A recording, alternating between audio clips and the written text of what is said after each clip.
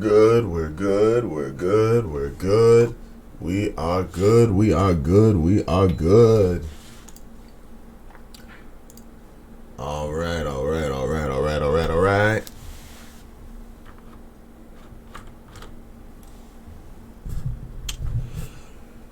Good morning. Welcome to the episode of HardFoul Radio. Welcome to another live stream here on YouTube. I appreciate it to anyone that's watching. The audio for yesterday will be coming out. The audio for both today's show and yesterday's show will be coming out after this is done. This is still, unfortunately, I'm not perfect.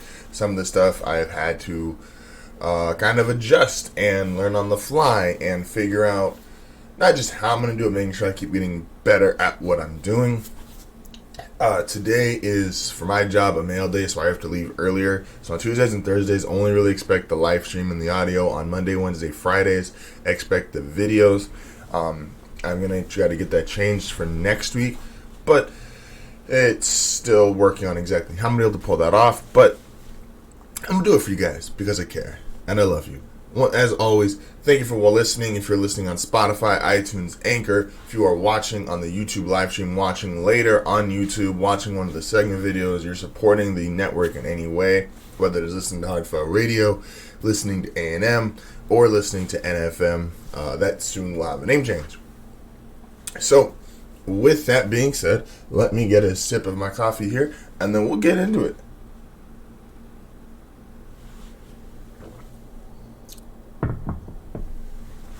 All right, we have to start today, and I hate this.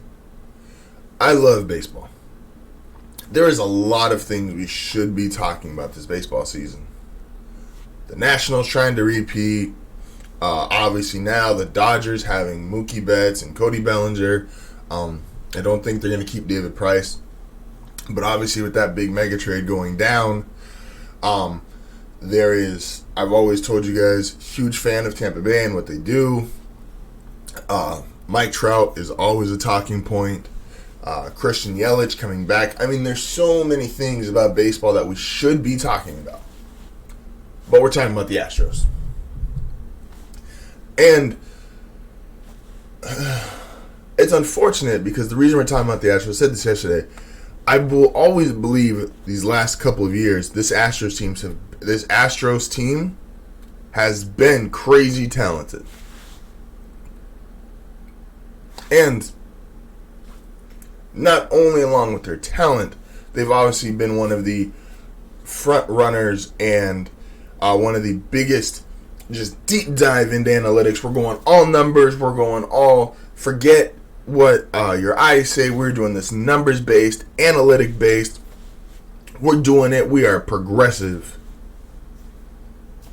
And then to come to find out, they're also cheaters.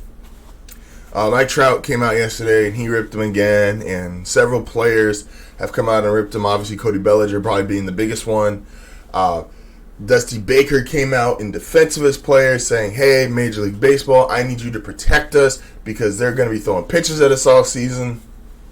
Which I think is kind of weird because in this situation, I would imagine that getting hit by a pitch or getting hit by a couple pitches is kind of baseball's normal retribution to working things out. You hit my guy, I hit your guy. You cheat, win a World Series, you get dinged a couple times. Like, I would think that's normal baseball retribution. But neither here nor there what I think about that. So,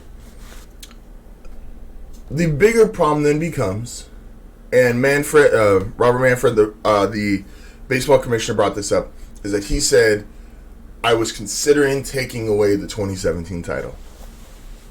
And while no one really believes him, because of how light his punishment ended up being, people are like, really? You went from no discipline, or you went from possibly taking away their championship to no discipline. I don't think a lot of us buy that. So, but let's imagine they did take away the 2017 title, right? Would that be the correct thing to do? And baseball is a sport, I've said it so many times, it's based on its history, it's like laws. It's based on its precedent, what's already happened, what's already been done. And with that being said, you can't take away the 2017 World Series title. You can't. I understand. People, we live in the moment. We want something to happen. It's very childlike of us. Kids, if you notice, when it comes to rules, even if they're a child that does not follow the rules to the fullest, if somebody else breaks the rules, they want to see them get punished to the highest degree. Your little sister or brother does something, you want to see them get punished by your parents to the highest degree. You do something, Mom, Dad, can we take it easy on me, please? Look, I'm not defending the Astros here, but we're still, to a degree, in the steroid era. Obviously, we've gotten past the big, huge initial wave, and we never took anything away from anybody. Now, baseball has had its own view, or its own way of dealing with things, which is, if we either know or strongly believe that you've done steroids, you're not getting into the Hall of Fame. If we know or strongly believe that you're doing steroids, your quote-unquote respect or perks or privileges of being a long-time Major League Baseball veteran get morally revoked. If you are someone that they have accused or either someone that we know or strongly believe has taken steroids, your whole image, your advertising, there's multiple things they've taken away. They've never taken away the actual numbers, though. We've never taken away the actual awards. We've never taken away the actual accomplishments. No one went and took away Alex Rodriguez's MVPs. No one took away Barry Bonds' MVPs. No one took away Roger Clemens' Cy Youngs, which I will always defend anytime I bring this up. Roger Clemens should be in the Hall of Fame. He testified in court and was proven innocent. And if we're not willing to take that, I don't think Major League Baseball should be a higher power than the Supreme Court. But I'll always fight that, and that's my own thing. But we don't take away the numbers. Guys have done steroids and other forms of cheating and has never had any of that taken away from them. So for that, the Astros can keep their title. But this is baseball. We still talk about the Black Sox almost 100 years later, or over 100 years later. We still talk about Pete Rose 40 years later. We still are going to be talking about the steroid era for the next X amount of years.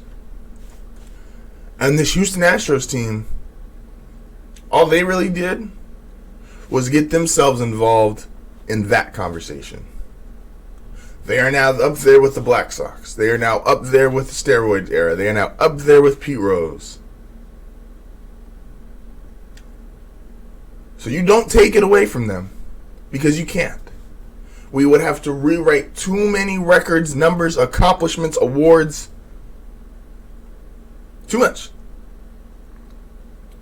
But can you change the way those accomplishments are viewed? 1,000%, and baseball is the best at that.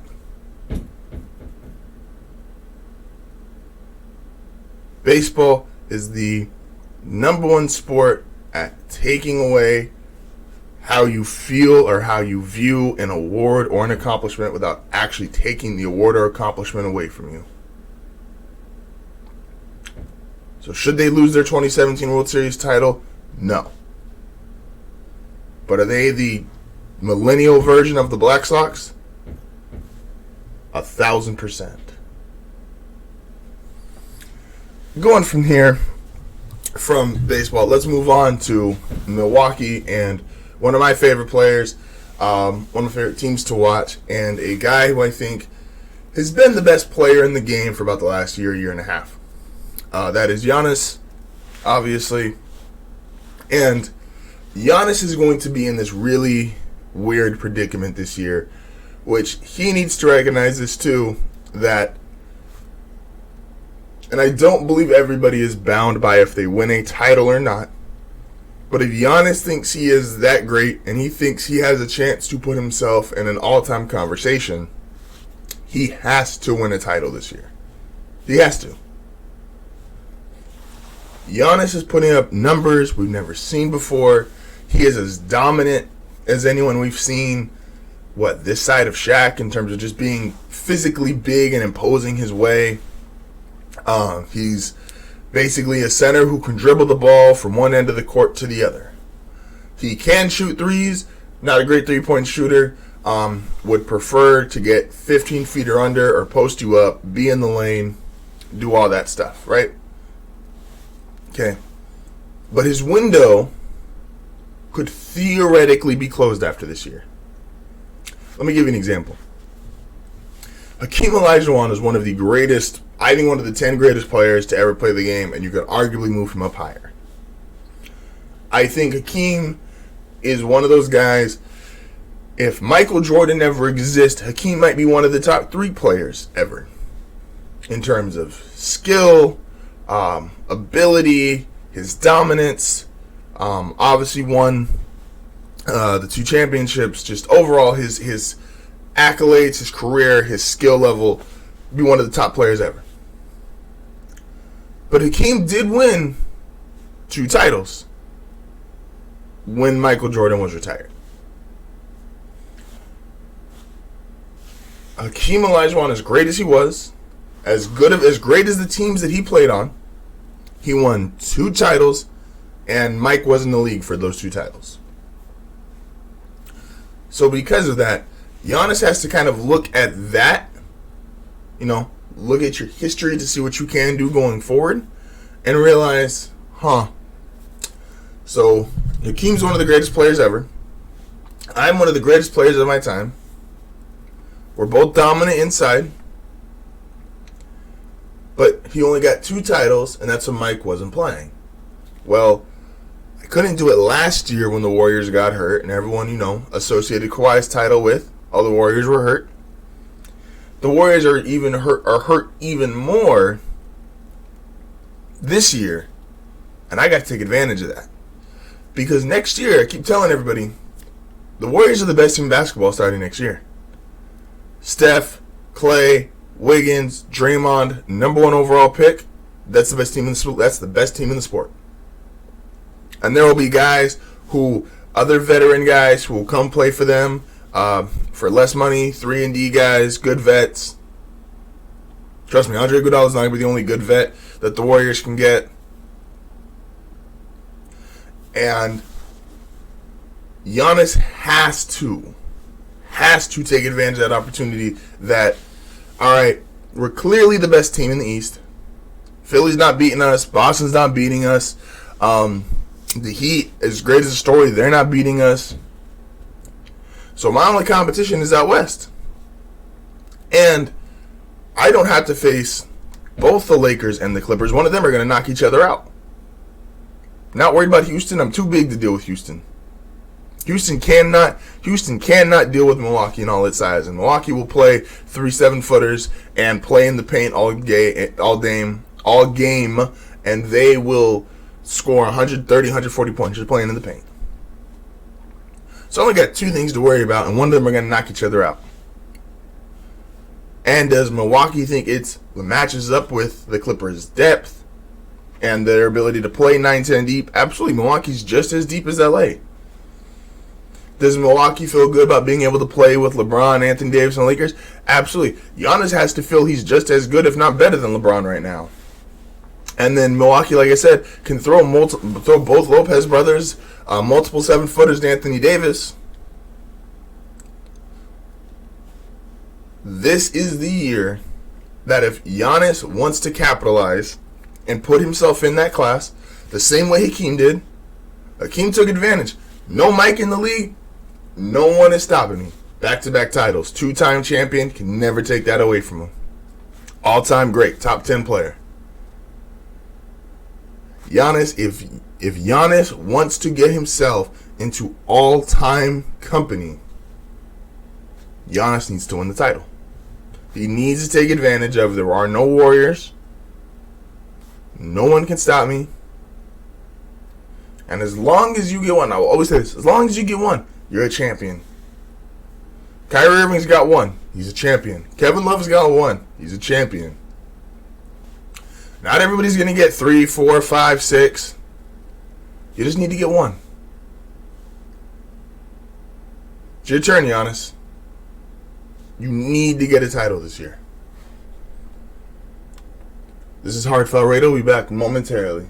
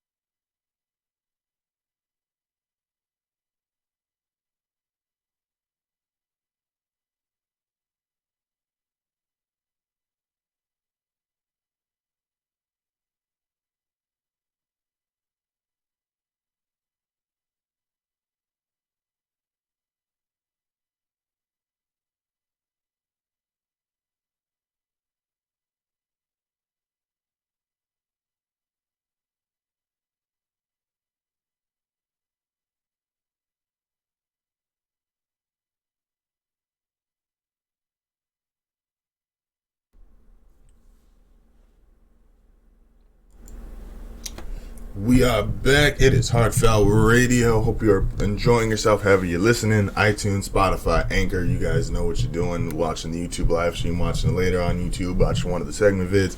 Appreciate anybody that has been tuning in, watching, keeping up. Don't forget, as always, NFM, A&M later this week. Imagine if you had the pressure of you had to be great at 19. Think about that for a second. Just you had to be great at 19 years old. Think about if you are over 19 years old, you're not quite 19. Think about that.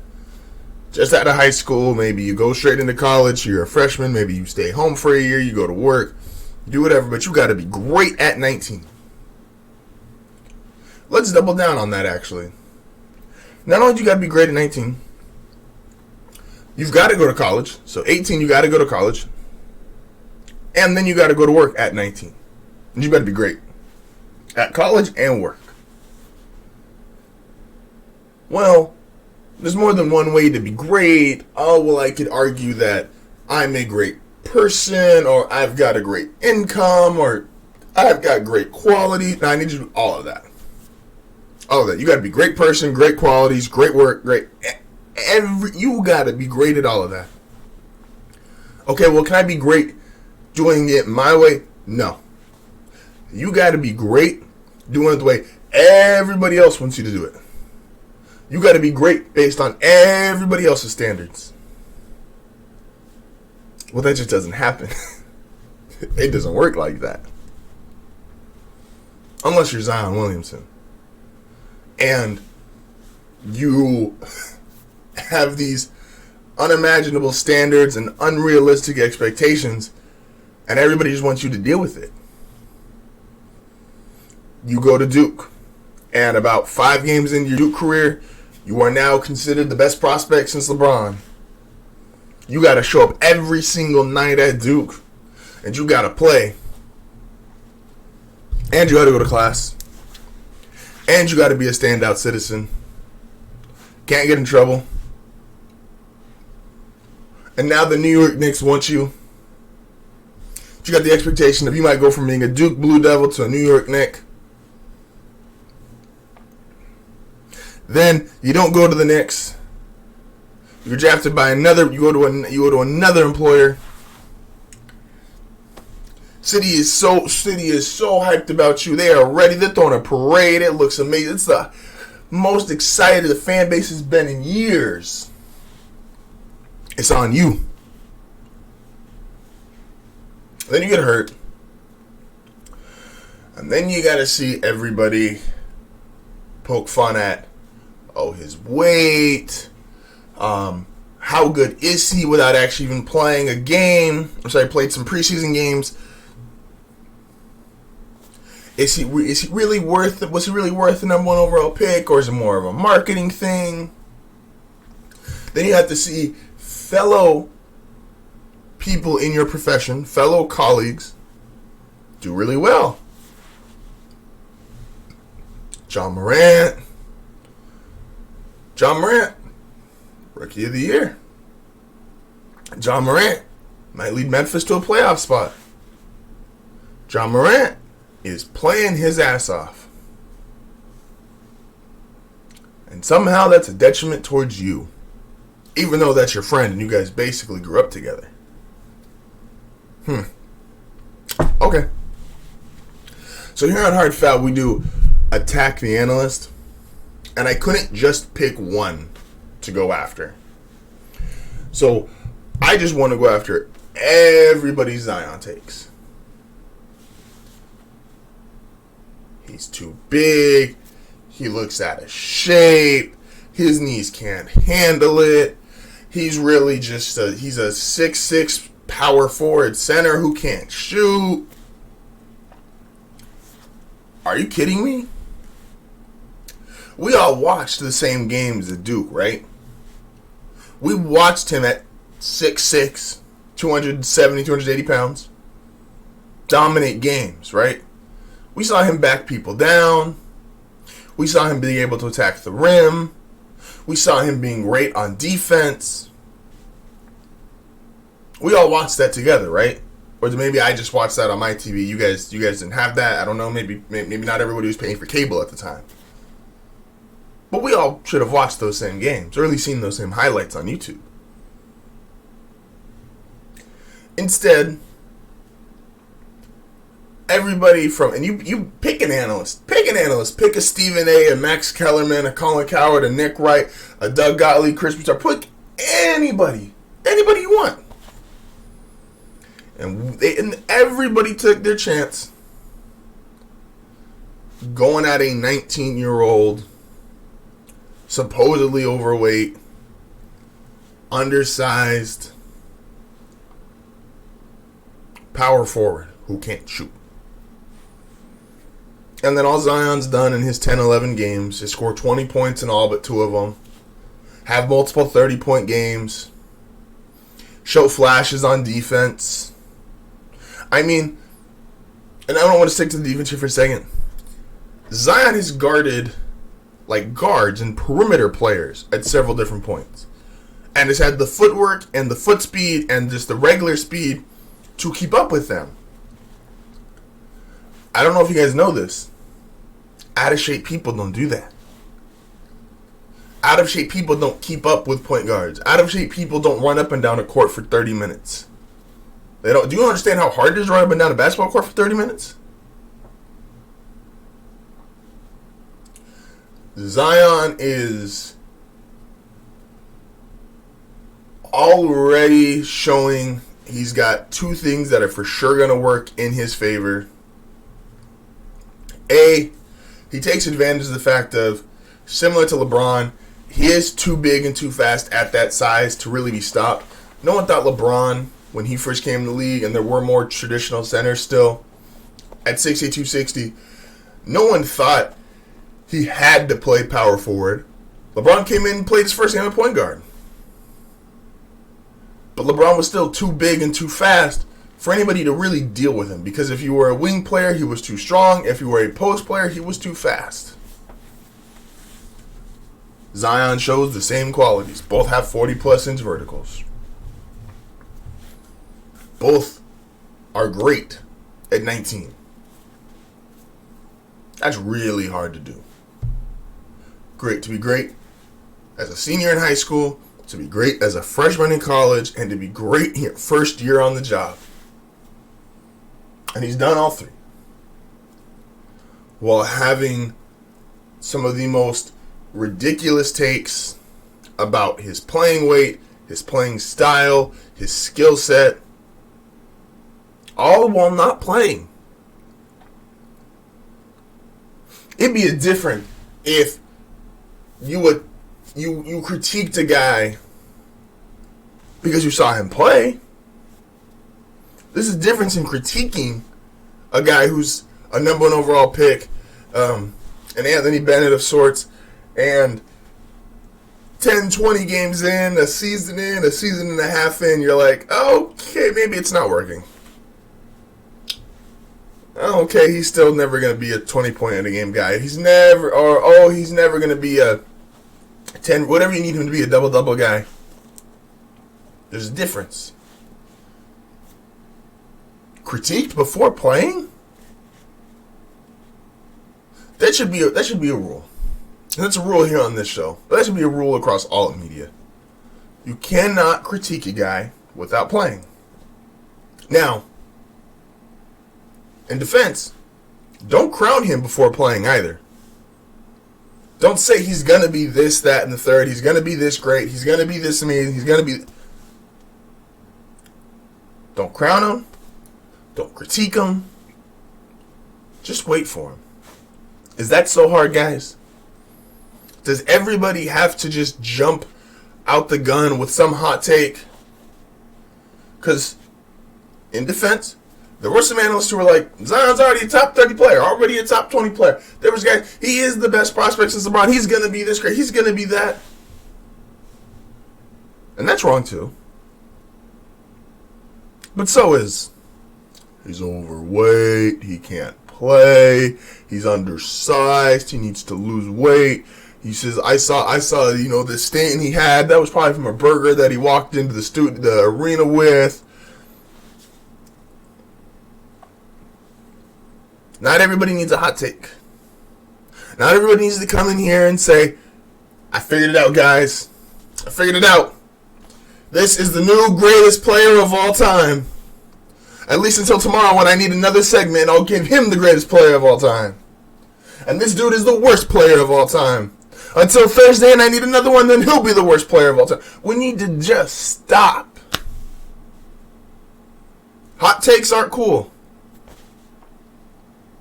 You sound stupid. You sound stupid.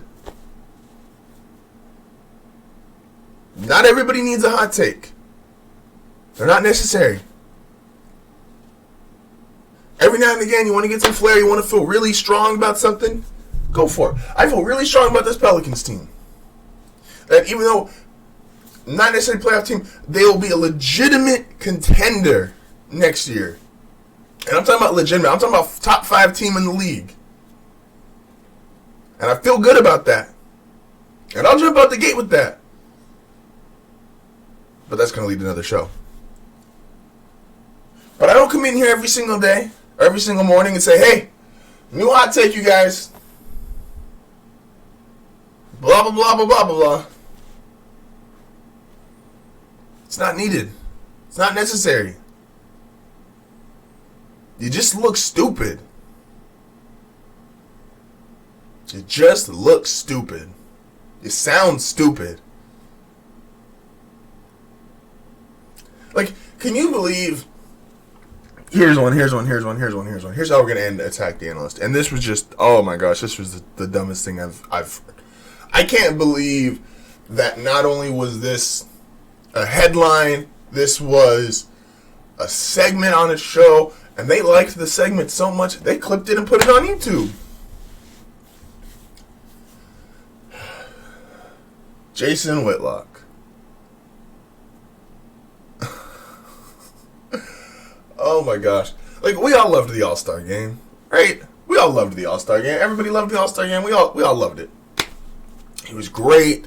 There was moving tributes. The game was exciting. It was entertaining. It was competitive. We loved it. And then only Jason Whitlock would come on national TV the following day and say, you know what? You know that exhibition game that doesn't mean anything, but they gave us a hell of a show, gave us a hell of a performance? I blame Giannis for not winning that game. That's his fault. He should have performed better. What? What?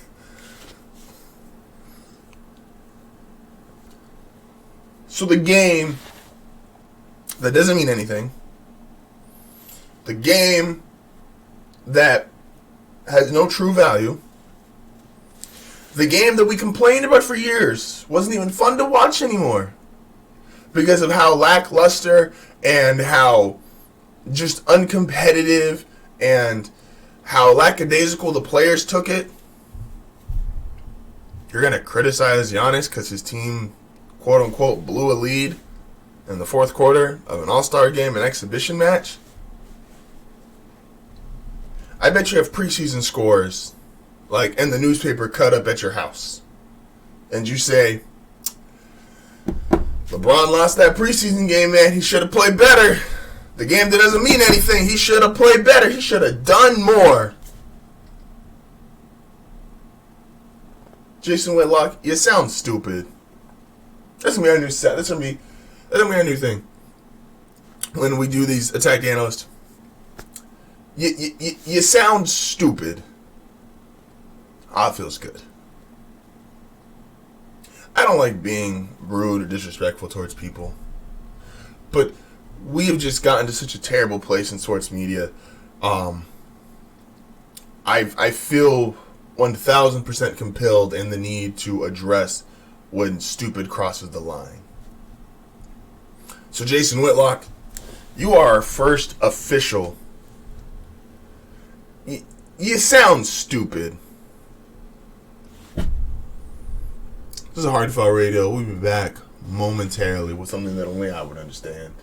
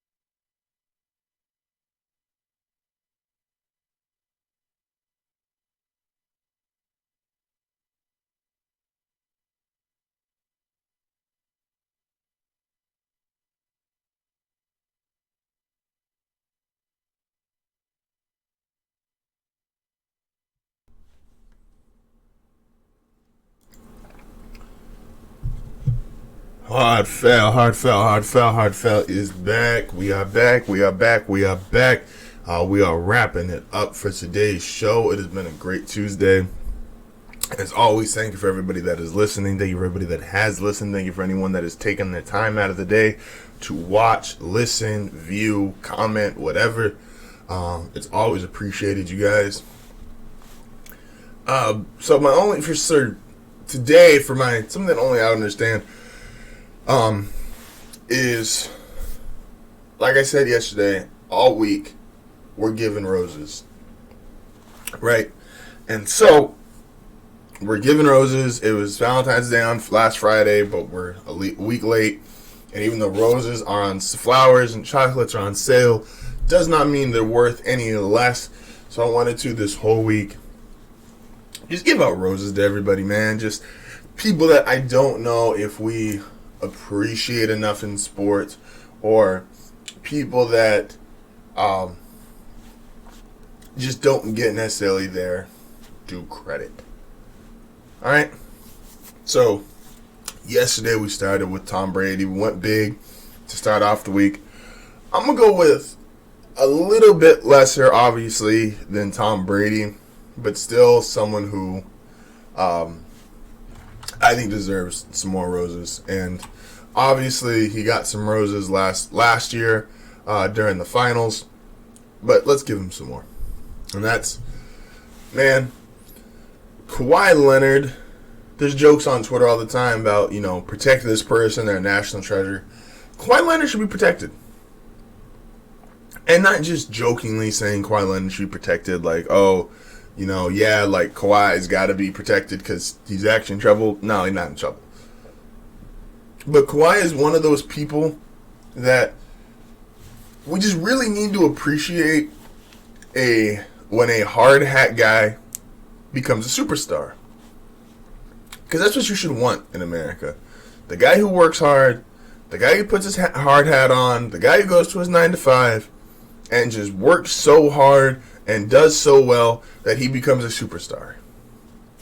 Right? Like, love LeBron, but LeBron was born 6'8", 260, every tool in the book to play basketball.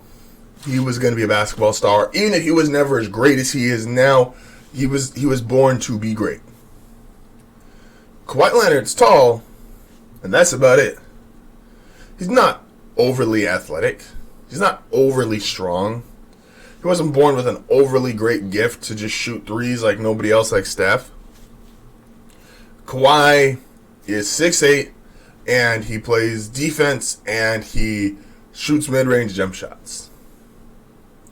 And I know there's people that have gotten a bad taste for Kawhi because of the load management thing, when in reality, I believe Kawhi's injury, because I believe he has something similar to what Derrick Rose had, and Derrick Rose obviously continued to play and ended up losing 2 to 3 years of his career, 4 years of his career, before he could get back to playing at even just a starter level or quality bench player level. So I believe Kawhi's load management is based off a true injury, and who am I to say how his body feels and how he doesn't. But, man, when you have a guy who just, like I said, old school, he's going to play defense, he's not going to let you score, he's going to go down the court, get a mid-range jump shot, and he's okay with taking his two. He's not three obsessed, even though he can shoot them. Didn't come from a big-time school. He's right here out of SDSU.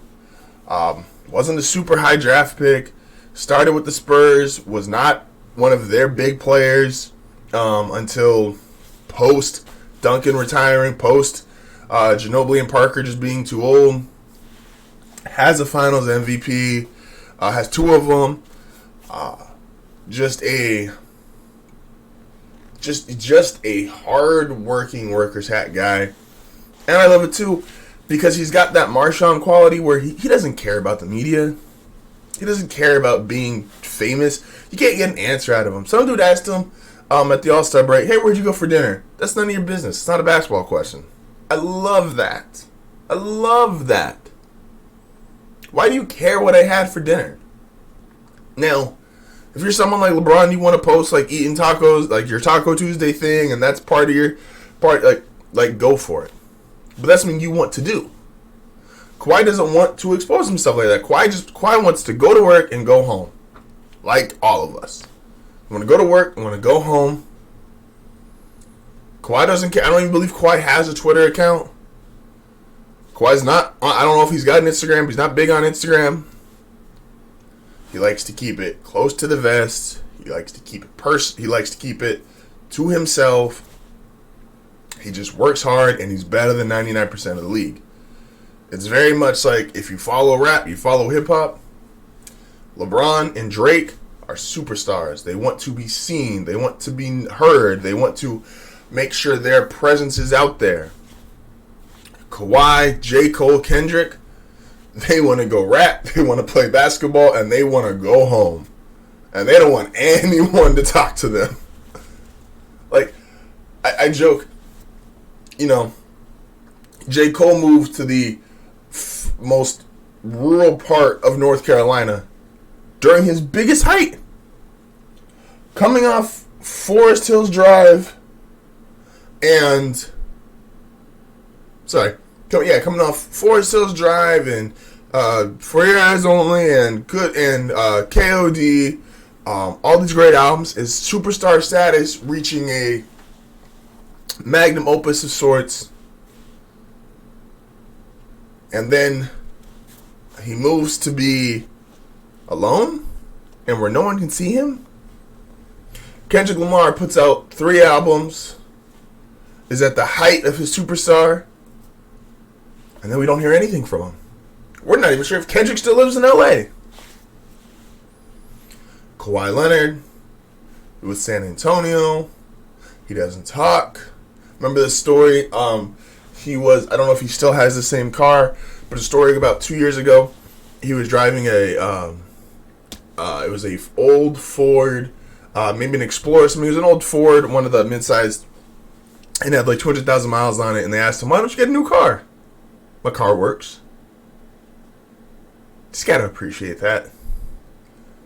Kawhi wins the Finals MVP. Has a whole country in his hand. And he still is like, I'm good. I don't really want to talk. I just want to go home. Then moves to LA. And is still in his little egg, his little cocoon. No, just because I'm a star, just because I'm a celebrity, just because I'm a great basketball player, does not mean you get the right to know every single thing about me. Doesn't mean you get 100% access to me. I'm not Hollywood. I'm not Love and Hip Hop. I'm Kawhi Leonard. Give Kawhi his roses, man. And with that being said, wonderful Tuesday. Thank you guys for tuning in. Thank you guys for watching. Appreciate it. Appreciate all of you. It's all love, and I will see you guys tomorrow.